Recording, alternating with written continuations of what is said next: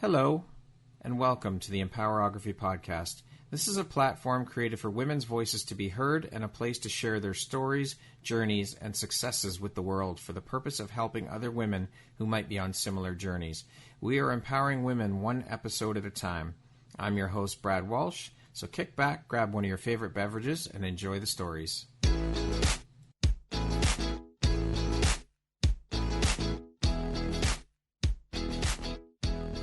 If you're looking for jewelry that makes an impact on your self-care routine and your style, Empowerography would love to offer you a discount code to one of our exclusive partners, Quartz and Canary Jewelry and Wellness Company. Please use code EMPOWER15 to receive 15% off upon checkout at www.quartzandcanary.com. Quartz and Canary is truly the place where spirituality meets style.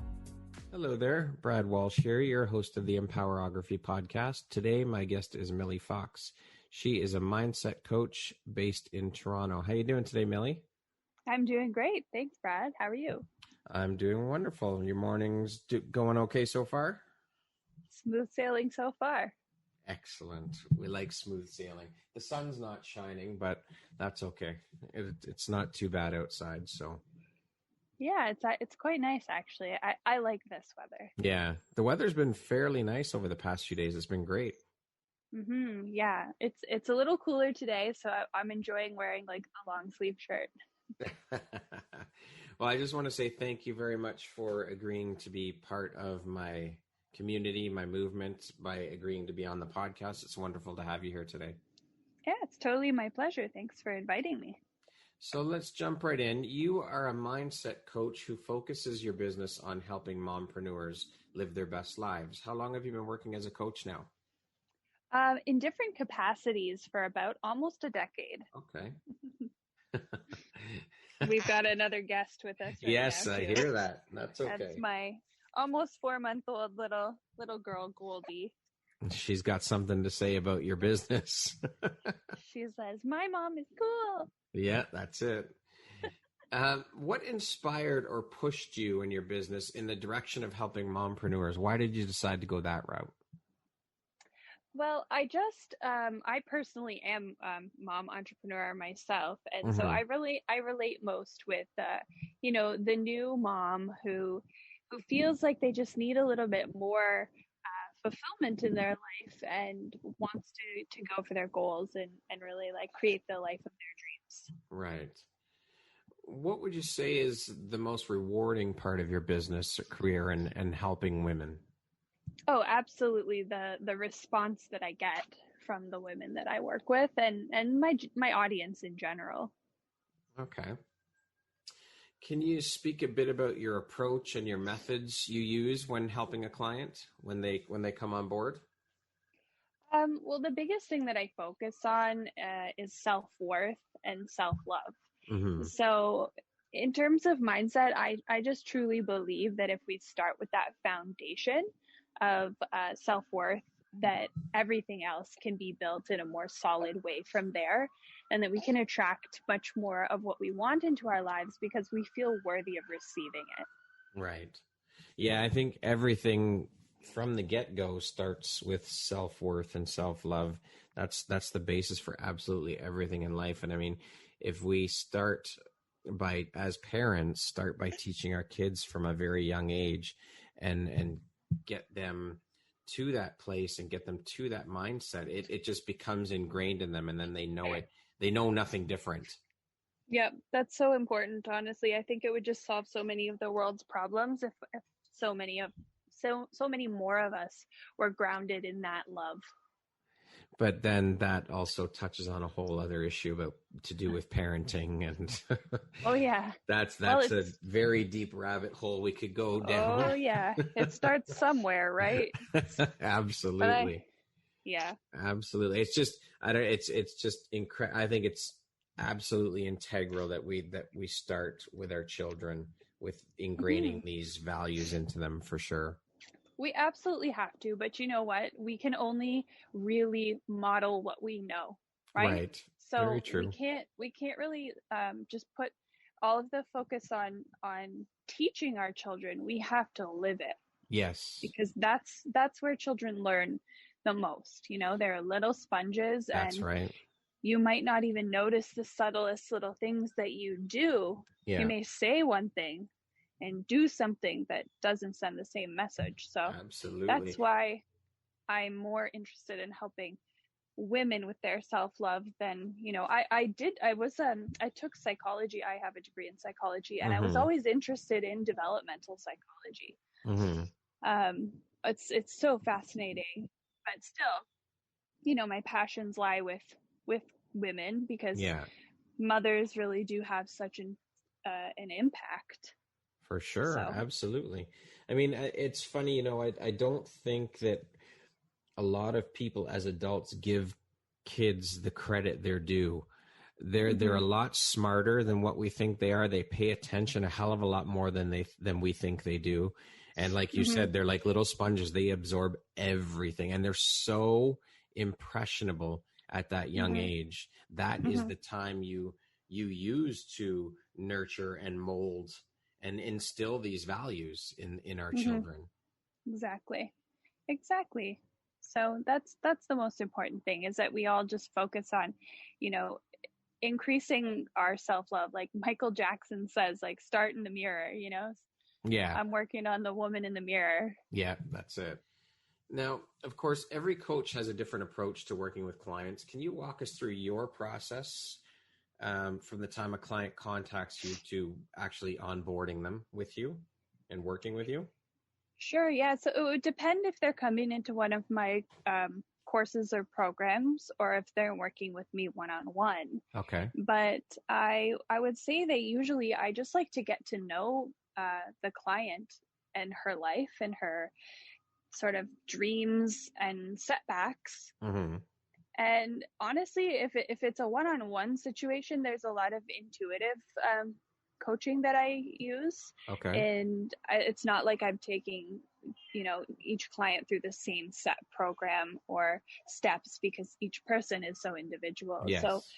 really, I have such a wide array of tools in my toolkit and resources that I recommend for clients, that it truly does differ from client to client. But like I said before, like, the focus really is self-worth, and that entails just so many other things as well, like self-trust and self-compassion, and learning how to build those things and how to Right. use those things in your day-to-day life, and mindfulness. And mindset, the word mindset itself, it almost feels like a very masculine word. I'm very much into, like, the feminine and Yeah. masculine energies, and I believe that we all have both inside of Yes. us. And I think that something that women have sort of been trapped into is a feeling that they must embody masculine energy in order to be successful in the world, because the masculine is like the business world, the corporate world, the hustle, the linear path towards what you want. So I think I'm going to be moving away from the word mindset coach. Mm-hmm. Haven't exactly decided what will resonate well and convey the message well. When I do Transformational decide to, coach? maybe something like that. But Yeah. it's that I think I want to convey to women that they don't have to follow that linear path Right. in order to be successful. Yeah. So yeah, so there's just a variety of different tools, and there's helping a woman get into her flow and really just drop the shame, Mm-hmm. because I really do believe that we are where we're meant to be, and that everything is a lesson, and we're moving forward at the pace that we're supposed to, but there might be some, like, roadblocks in the Yeah. way. Yeah. And it really can be that self-worth, because we'll self-sabotage, That's um, right. and we'll self-abandon. Yeah. So Yeah. I we have think to. I think a lot of our um, mental blocks and as you say, roadblocks or hurdles that we come up against are self-imposed. We Mm-hmm, are our own worst enemies. We have to, and I think this goes for every men and women, of course. we have to learn to get the fuck out of our own way and get out of our own Absolutely. heads. That's what it starts with. And again, yes, everything is based in self-love and self-confidence, but we have to learn to get the hell out of our own ways, because we are our own worst enemy. It's the demons in our head. It's the exterior noise. You have to learn to tune that out, because that's always going to be there. There's always going to be haters. There's always going to be people chirping in your ear. You just have to learn to tune it out and get out of your own way. Exactly. I actually had a program last year that I was running called Move Girl, and it was getting out of your own way, I love so you can live the life that you were made for. That's awesome. Awesome. Maybe you should bring that back.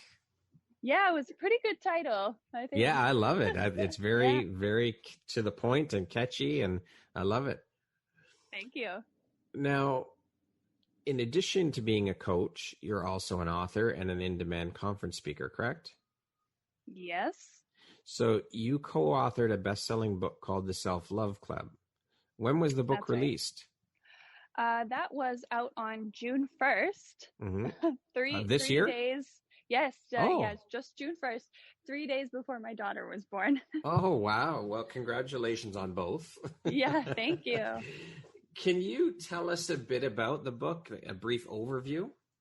Yeah, for sure. So it's a co-authored project that involved 20 women who were sharing their stories of their journey towards self-love. So the way I described it best was that it's kind of like a chicken soup for the soul. Okay. But about self-love. Right. So you've got all these wonderful stories, ranging from body related to career related to family related, and there's something in there for everyone. And it's really just a beautiful compilation of these journeys that can help you realize that you're not alone in your struggles, and that there is change possible, and inspiration packed right into every chapter, for sure. I think that's great, but I think that also when people realize that there are other people out there going through the same struggles as them or similar, that gives them the permission to open up and stand up and say, hey, I'm over here, I'm dealing with this too. And that's comforting, and that's gives me a little bit of a boost of confidence to know that someone else is going through similar struggles. It gives them permission. Permission, absolutely. And it's actually a part of compassion, self-compassion. It's called common humanity, and knowing that we're not alone helps us have compassion for ourselves, because it means that we're not some kind of strange outlier experiencing something totally weird. And it helps us also get out of that victim mentality. Yeah. What inspired you to co-author a book? And was writing a book something you've always wanted to do, or was it one of those things that just kind of happened? How did you get involved? Sorry, I just had to grab a sip of water there. No problem. So writing a book is something that I've always wanted to do, as long as I can remember. And a good friend of mine actually published the book. So she had put out the call for authors, and I jumped right on it, because I do want to write a whole book from cover to cover. Yeah. All by myself. But but at this point in my life, I was pregnant with my daughter, and I have a small son who is 3.5 years old as well. Life is just a little hectic for me to take on a full book project at this point. I mean, it's coming. It's going to be sooner than later, because I'm going to be working with the same friend who's a publisher. Awesome. But yeah, it was a good way to sort of like dip my toe in the waters of becoming a published author, and it felt like a really doable thing. It was a chapter, so it wasn't too long, and it was it's one of those things that when you take a risk and you try something, you do something hard, then you prove to yourself that you can do it. It gives you the confidence to do the next step, or to do the next harder thing Yeah. on your list, or on your journey. Yeah. What was it like for you co-authoring, like writing down, having your chapter and writing your story? How did that feel to get it out of you and onto paper and into a book, into print for other people to read? How was that process for you? Oh, it was really great. Like I've really been waiting for the moment to sort of put that full story out there. Mm-hmm. It was definitely nerve-wracking, and I did receive a bit of backlash from family members, which I Of anticipated. course. you know, it's not that I was out there putting blame on anybody, because Right. I don't believe in that. I don't Yeah. believe in pointing fingers and saying, you did this to me and this is why I'm this way. I try to convey my story with as much compassion as possible for everybody involved. Yeah. So, I still expected it, because you can't expect everyone to understand Mm-hmm. your journey or your Yeah. need to share your story, because there's still a lot of people that think you need to keep your shame to yourself. And I believe the exact opposite, because shame survives in the dark and it Yeah. can't survive in the light. So Yeah. if we all open up and share our stories, and I don't mean write your story in a book for everyone to read, but Right. you can share it with a confidant. Yeah, just talk about it. Get it out there. Get it off your chest and get it out into the open. Mm-hmm. It's part of the healing process, I would think. Yeah, absolutely. It absolutely is.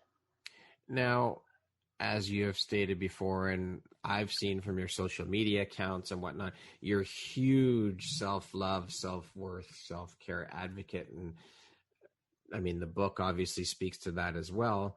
Mm-hmm. When and how did that journey on discovering self-love for you? Because I mean, not everybody, as we discussed earlier as well, grows up that way and loving themselves. It's a struggle for everybody. So when did that journey start for you, and that healing process of self-love and self-worth all start for you, and how did it start? When did the realization come to light? I'm sorry.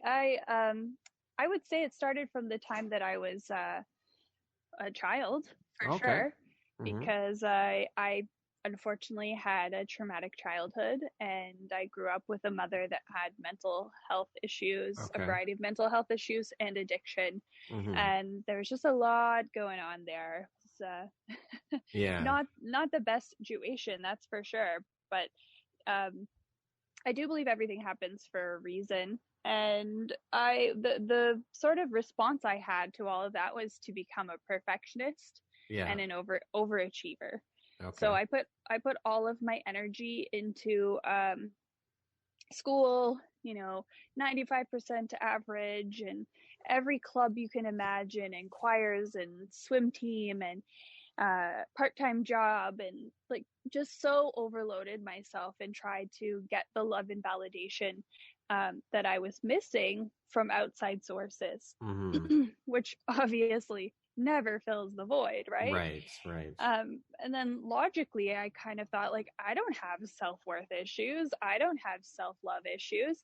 I'm awesome. Look at all these accomplishments, Yeah. But that's not what it's about. So there was a certain point in my life, I think it was in my early 20s, where I finally realized, like, oh, I am self-sabotaging. Once I had graduated university and went out into the real world and whatever, it wasn't the same for me. I wasn't getting the feedback that I was getting from school, and A+ on my paper doesn't come in real life. So once I stopped getting that feedback, I sort of went into a little bit of a crisis and a depression, and I didn't know where I was getting my gold stars from anymore. Right. So I started to realize that, hey, maybe I do have a bit of a problem with self-worth. And then I started to go down that rabbit hole, and it just never ends, really, once you start opening yourself up to this journey of personal development. And then also, I'm a very spiritual person, so it's also been a large part of my journey has been spiritual healing. working with different people and energy healers and things like that. So Mm-hmm. it's honestly, it's come to a point in my life now where I've recognized that I still haven't shed the perfectionism because it still exists in my never ending journey Yeah. for personal development. So I'm Right. like, okay, now we're going to start focusing on self-acceptance. Like, we don't always need to be improving. Mm-hmm. And that's a big trap about the personal development world, is that you feel like you're not enough until You hit this marker, you hit this marker. Yeah. yeah, or like until I stop having negative thoughts about myself, Right. until I stop judging myself. So you're caught in this vicious cycle of like judging yourself for judging yourself for having negative thoughts. But Mm-hmm. those are never, like, it's never going to go away.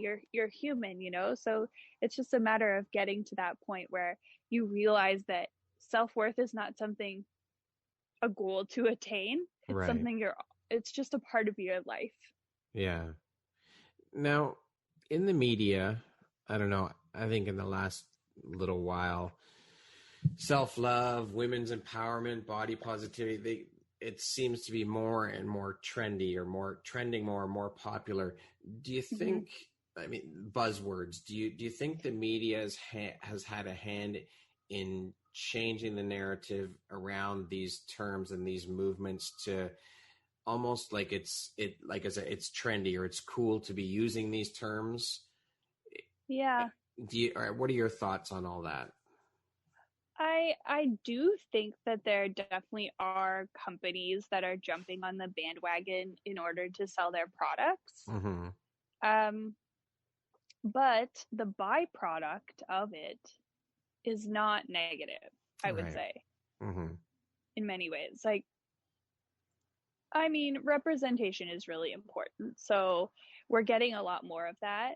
And that's a huge part of, self-worth and self-love, is seeing yourself represented. Right.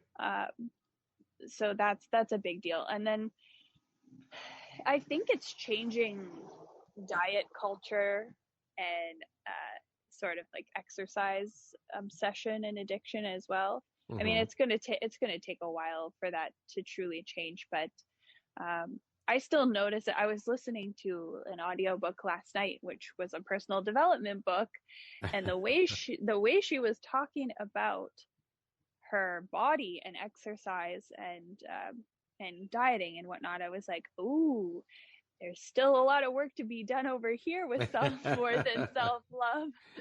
Um, so yeah, I mean, I think, yeah, the media is always going to do that. And for myself, I mean, I think I started diving into this world before it was popular, where personal Right. development was kind of like a niche, like Yeah. geeky sort of thing. Like, you didn't really talk about it with too many people, unless they were into it, Yeah. But Yeah. now I think everybody's sort of into it. Yeah. It's the in thing now. Yeah, and I always, my belief is when something does make a shift like that, it's almost like a pendulum. So what you get is you're on the one side, and then it swings way over to the other side before it comes back and sort of like evens itself out in the middle. Right. So maybe it's a bit of an obsession right now. Mm-hmm. Maybe people are saying self-worth and self-love, but it's not Yeah. really, you know what I Yeah. mean? Like I Yep. said before, where it's sort of just like this another form of perfectionism that's Yeah. manifesting. Yeah. So, yeah. Okay. What was a turning point in your life, Millie, and how did it affect you? Oh, I think there were so many turning points. Like, it's just it's not a linear sort of progression, but if I needed to pick one, Yeah. well, I'm doing some inner child work right now. And I realized that at 10 years old was a really big turning point for me, because Mm-hmm. we moved to a new city, away from the city that I was born in, away from all my friends. My dynamic changed with my parents, I was living with my dad. I moved back in with my mom. My teacher was really mean to me. My friends were all bullying me. My mom was now working full-time outside of the home, and that was the first time she had ever worked full-time outside of the home, and she was really like stressed out. Yeah. So I had all of these factors sort of like converging around me, and I think that was sort of like a big turning point in my childhood where I kind of felt like, oh, I'm on my own now, like really sort of put a dent in me in a way. So it's sort of like a sad turning point, but it's the fact that I've now realized that, which is very powerful, that I can go back and sort of parent that version of myself. So when I've always heard of inner child work or done inner child work, I always think, when I think of the word child, I'm thinking of myself at the age of like 5, or just tiny little child, and when I was 10, I didn't really feel like a kid anymore, because I was doing all the house chores and I was starting to cook. And now that I'm talking about this, I'm like, yeah, now that I'm talking about this, I'm like, wow, I had too much responsibility as a kid. Yeah, just a little.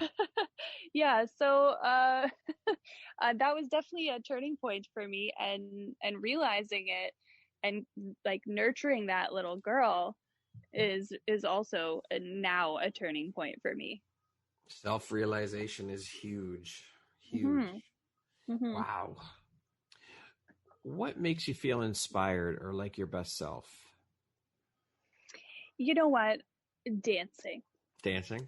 Yes, yeah, I know you do love to dance. I think everybody knows that. Yes. Everybody knows that. I haven't been dancing in my stories as much lately, but I always intend to get back to it. Keep on doing it. Keep on doing it, Millie. It's awesome to watch you. It puts a smile on my face every time I see it.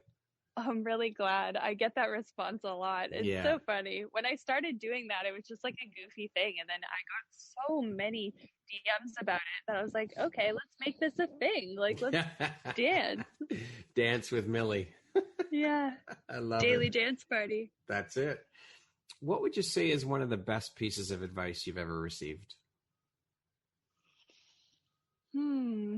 You ask hard questions. Yeah, I like to get my guests to think. Yeah. You don't want it to be simple, do you? Just rapid fire one question after the other. No, listen, I know I read these questions beforehand, but I'm the type of person that likes to be off the cuff. I don't like to plan my responses. I like to be put on the spot. Well, then it sounds too rehearsed if you do that, right? Right. Yeah. No. Okay. So the best advice I've ever received. Okay. One of the pieces of the best advice. Yeah. Let me think about what's the most recent sort of like big aha moment that I've had. Honestly, I think it's the self-acceptance piece. Like, I don't have a quote for you or any specific person that told me, but just the aha moment that I had.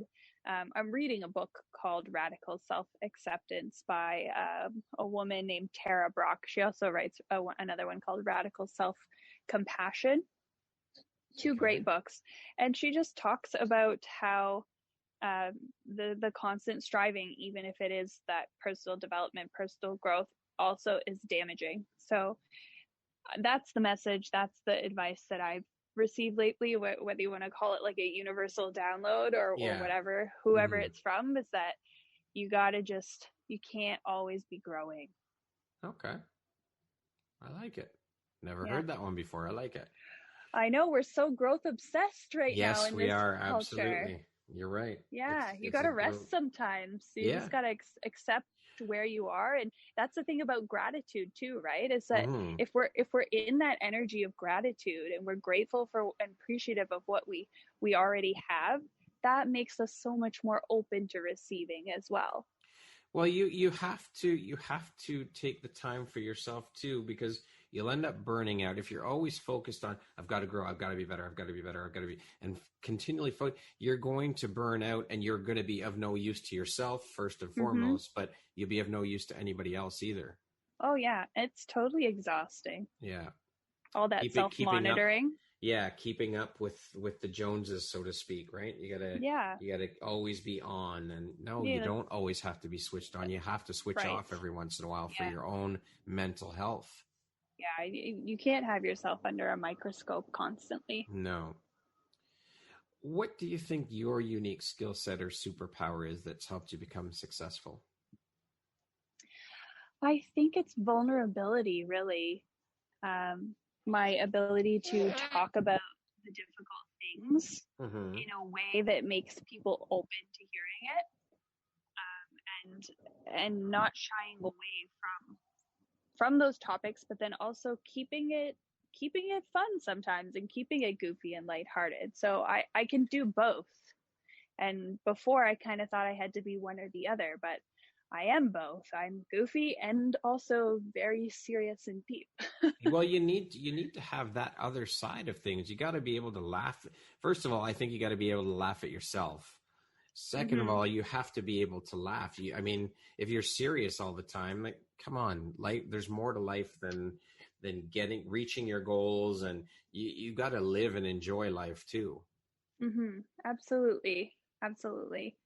So it's just, the contrast of me like Yes. being goofy and dancing, but then talking about, like childhood trauma. Yeah, yeah, yeah.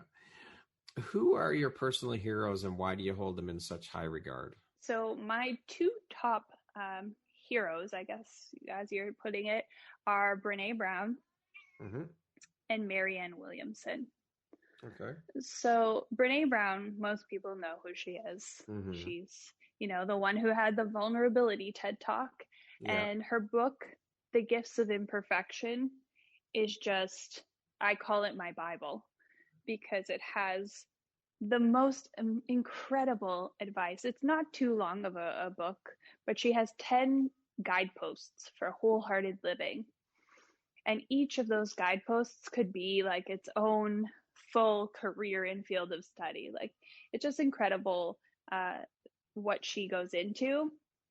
And the 3 pillars for wholehearted living that she talks about are compassion, courage, and connection. Okay. And I think even if you just knew those 3 words and you made them sort of your mantra, Mm-hmm. or your sorry, what's the word I'm trying to think of, like a family motto, like a Yeah, your motto, motto. Yeah.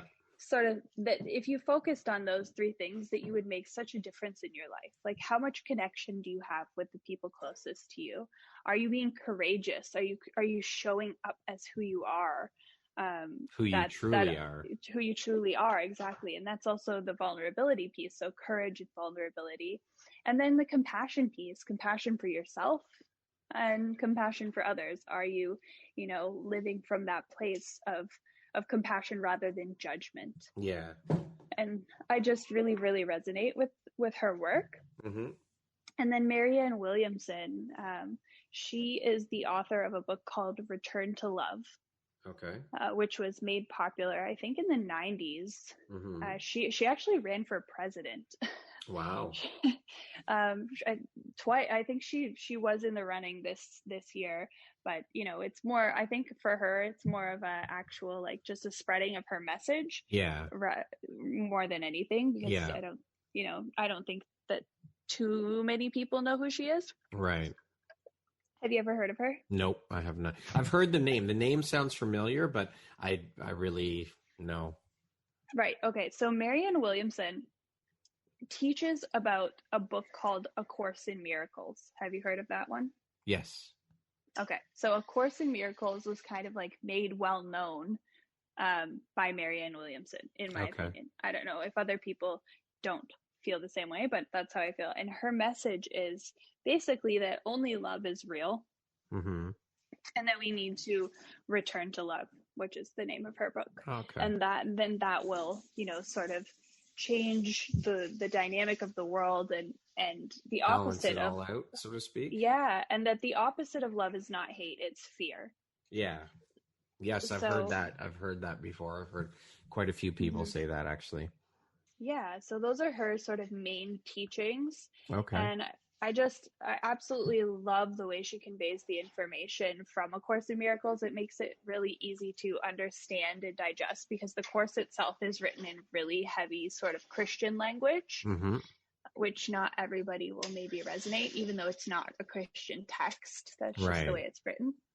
Okay. But yeah, Marianne Williamson has always inspired me, and I love to listen to her lectures online, because just the way she speaks, it just inspires me, and I think she is just a force for love and good and change in the world. Sorry, it's my cat meowing over here. That's okay. Mm-hmm. Oh, and one more thing I was going to say, if you don't know who Marianne Williamson is, do you know who Gabby Bernstein is? Yes. Okay, so Gabby Bernstein was kind of like the modern successor of the same type of work that Marianne was doing. Okay. All right, then. Yeah. I will check her out for sure. Mm-hmm. How do you define success? What does that word mean to you? Well, what does it mean to me? Mm-hmm. Yeah. So I guess my definition of success is changing. Okay. Because success in the conventional sense would be, sort of external and maybe career oriented. Right. But I think my newly forming definition of success is more internal, and more of a goal of being at peace with who I am, where I'm going, and what I've done, and how I've made an effect in the world, or an impact. Mm-hmm. And to stop focusing so much on a level of success that's the next thing, or something that's coming, and rather making success an ability to be in the present moment and find happiness there. Beautiful. Maybe not happiness. I shy away from that word sometimes, but peace. Okay. I think peace is the one that I prefer, because happiness can be fleeting, Yes. And we can't always be striving and putting that pressure on ourselves to feel happy. Yeah. Because again, we're human, right? But that's right. To have that allowing, that acceptance, and that just general peace, like I'm having a bad day today. Just say I'm not having a bad day today, but just to allow but just yourself to say yes. Exactly, just to allow that, and to be at peace with the fact that it's okay to have a bad day sometimes. That's it doesn't mean that you're taking a step backwards in your personal development journey or whatever. Yeah. So yeah. Okay. What do you feel most grateful for in your life? Oh man, the list is long. Give me a couple things. The list is long. Well, my family, really, honestly. Family is such an important thing to me because of how I experienced family as a child. Right. So it's really just sinking into the role of motherhood now that I have 2 kiddos, and just again trying to be more present in that. Yeah. And then, oh geez, man, the world is a beautiful place, really. Like if you just look out the window, you can see the beauty of the trees changing color and the fresh air. And I think I'm pretty grateful for nature. Actually, I love to go for walks in the woods and sort of recharge that way. Wish I could do it more, but yeah, let's say very simple things. I mean, and I think if anything, hopefully through this pandemic that we're going through, people do really slow down and take the time to appreciate these small things. And I mean, when we do come out the other side of this pandemic, hopefully people will remember the small things and not go right back to how things were and hustle and bustle and focus on, I need to have this and I need to have that. And I mean, I think that's a big North American mentality, focused on possessions and having the next best thing and keeping up with the Joneses. And so I just hope that when we do come out the other side of this, that a lot of people, or all people, will remember that this taught us one thing. And I think that for me is to slow down and appreciate the things you have around you. And I was going to say too, health, We all have to Yes, be for very, sure. Well, very grateful. without good health, what good is it? Right? Exactly. And especially with the pandemic. Yes, 100%. Mhm. Can you share a situation that's occurred in your life that you feel provides insight as to your character? Well, that is a tricky one too. Let's see. An insight into my character. Yep. Can you give me an example about what maybe you're looking for? Just something that has happened in your life that just shows us who you are as a person, that just kind of tells us who you are as a person. An instance that would reflect who you are. Yeah, okay. So I guess it would be just how I've chosen to use the painful situations that I've experienced in my life, and how I've dealt with my relationship with my mother, who, well, I mean, and other members of the family too, who have kind of actually sort of shunned me for wanting to grow and improve and share my story and help other people. So I all I can do is send them loving energy, really. Like I don't hang on to grudges or hate or anything like that, and I try to live in a way where I have as little judgment as possible, because I truly, like I mentioned before, that I believe that love is the best force for good that we can put out into the world. And if I hang on to that anger and resentment, then I'm only damaging myself as well. Right. So a part of my character would be to really practice forgiveness and compassion as well, because I really do believe that if we're trying to forgive ourselves and we're trying to have compassion for ourselves, that we have to practice those things outwardly as well. So for any of the people in my family who have not wished me well, I don't have anything but love to send to them. Yeah. Okay. How would you like to be remembered? I would love to be remembered as somebody who made you feel good. Awesome. Very simple and straightforward. That's not too much to ask. Yes. How would you describe yourself in one word? One word? Only one word? Yep, only one. I'm such a wordy gal.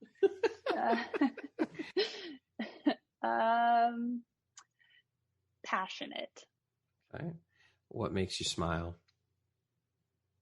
Right now, the leaves changing color outside because I'm looking out the window. Awesome. What's the first thing you notice about a person? Their energy. Money or fame? Money. I don't really want to be super famous. Yeah. I still like to have like some anonymity. Yeah. But yeah. Money. Okay. Early bird or night owl? I am now an early bird. Yes, children will do that. Yeah, I go to bed about 10 o'clock. So. Okay. Well, yeah, that's definitely not a night owl then. Yeah. I'm a night owl. But I also am an early bird too. I have to be both. So yeah. What would be the perfect birthday gift for you? Books. Books. Do you have any guilty pleasures? Chocolate. Lots of chocolate. If you could step into my shoes, what would you have asked yourself that I didn't ask you? You're really just pummeling me with these questions. Like I said, I want this to be a thought-provoking conversation. It sure is. Good. You're making me think. What would I ask myself? You asked me so many great questions. You're a great interviewer, Brad. Thank you very much. That's very nice of you to say. I appreciate that, Millie. Yeah. I don't know. Maybe. What are you up to next? Okay. What are you up to next? What do you got? What's on the horizon for Millie? So I am running a course, a group coaching program right now. Okay. It's currently called Mindset Boss Academy. Mm-hmm. It's actually similar to Move Girl, the program that I mentioned earlier. Is this for specifically just for women? Yes, I do only work with women. Okay. I've never actually had a guy approach me to work with me. Okay. And that's been since way back when I was personal training too. I only worked with women too. Oh, okay. Yeah, just kind of happened. That it's my preference, but also just never had a guy approach me. So anyway, I am doing that group coaching program, and I just recently released a new free worksheet. It's like a 6-page worksheet with journaling prompts that that anybody can grab. Where can they get this? Yeah, it's at my website, which is millifox.com/worksheet. Super easy to remember. And Milli is Milli. Okay. Milli Fox. And what else is coming? I've got some interesting stuff coming down the pipeline. Like I've recently got a little bit of inspiration that I want to start teaching teachers, not teachers like school teachers, but like coaches and coaching coaches, maybe personal trainers and other people who are coaching women in different capacities on how they can inject more of this self-worth work into their own coaching practices. Very cool. Excellent. If you could go back and give your younger self one piece of advice, what would that piece of advice be?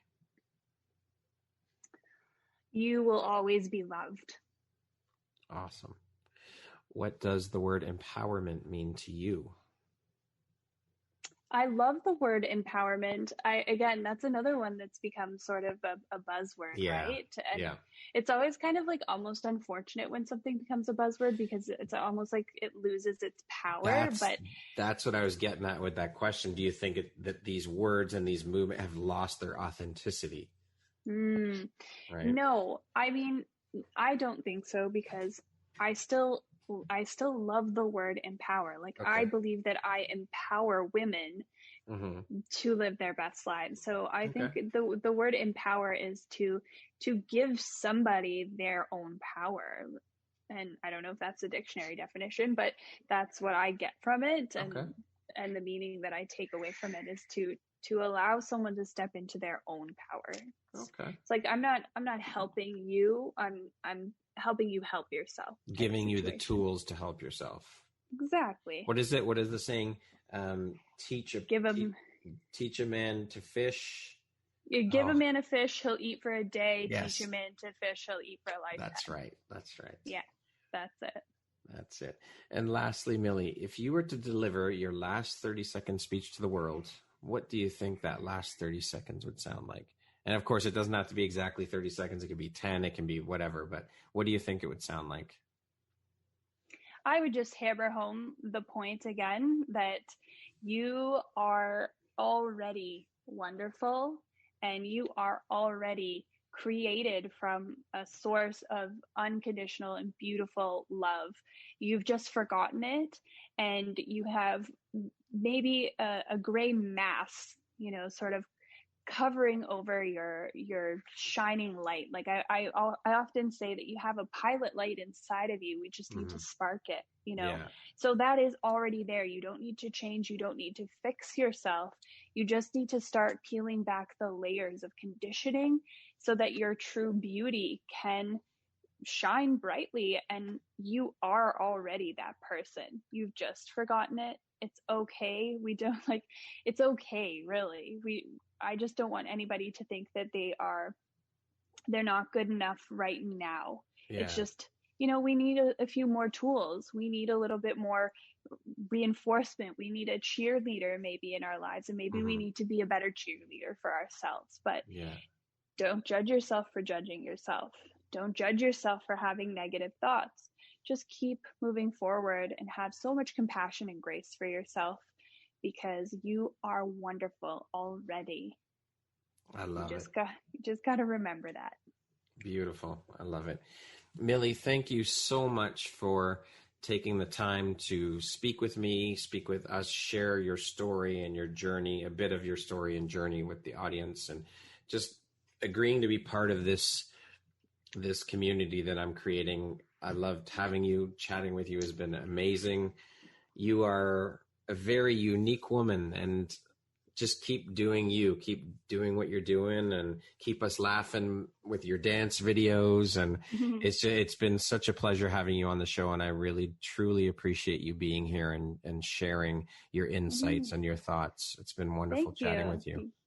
Yes, it's really been a pleasure as well from my end with all the thought-provoking. I'm going to go journal now. Awesome. Well, kidding, I'm glad I could spark that. I totally could with all that thought-provoking. Awesome. All right. That's great. Once again, my name is Brad Walsh, your host of the Empowerography Podcast. Today, my guest has been Milli Fox. She is a mindset coach based in Toronto. Thanks very much, Milli. I hope you have an amazing rest of the day, and we'll talk soon. You too. Bye.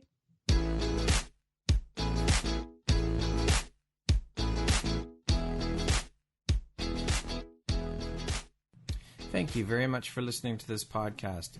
If you haven't yet, please be sure to subscribe, rate, review, and share with all your friends. You can find me at visuphoria.ca and follow me on Instagram at Empowerography Podcast and on Facebook at Empowerography. Please join me next time for another inspirational story from yet another amazing woman.